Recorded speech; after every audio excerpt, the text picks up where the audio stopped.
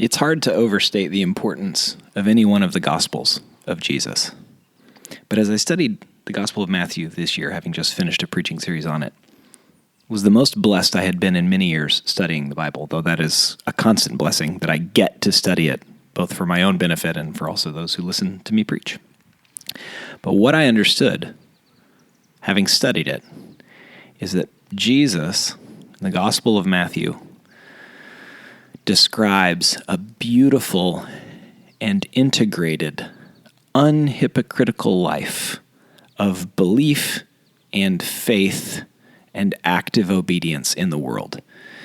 One of the keys to the book is not, "Come to me, all you who are weary and heavy laden, and I will give you rest." Though that's important and a key to the book.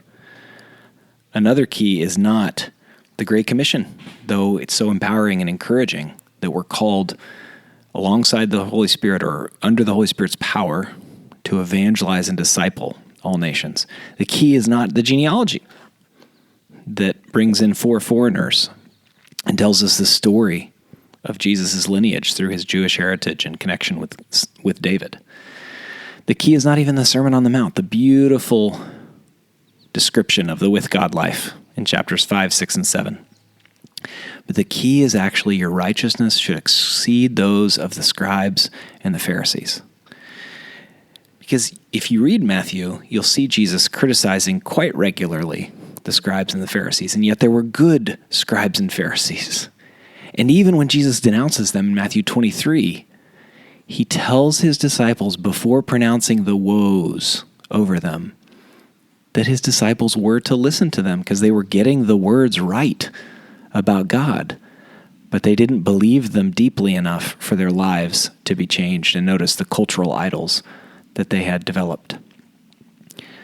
So my point is, the Gospel of Matthew presents somewhat indirectly through the overlapping beautiful teachings of Jesus, both his direct teachings and his wisdom teachings. It's when he will exaggerate his points, to his practical teachings about confrontation in Matthew 18, to his complex parables, to his simple parables.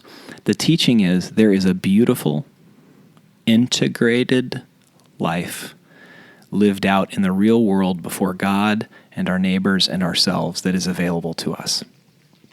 One where what we believe and how we act are not in conflict with one another, where we shed any notion of hypocrisy and trust the Holy Spirit's guidance to grow us up into maturity. Maturity of eyes, what we look at. Maturity of mouth, how we do and do not speak.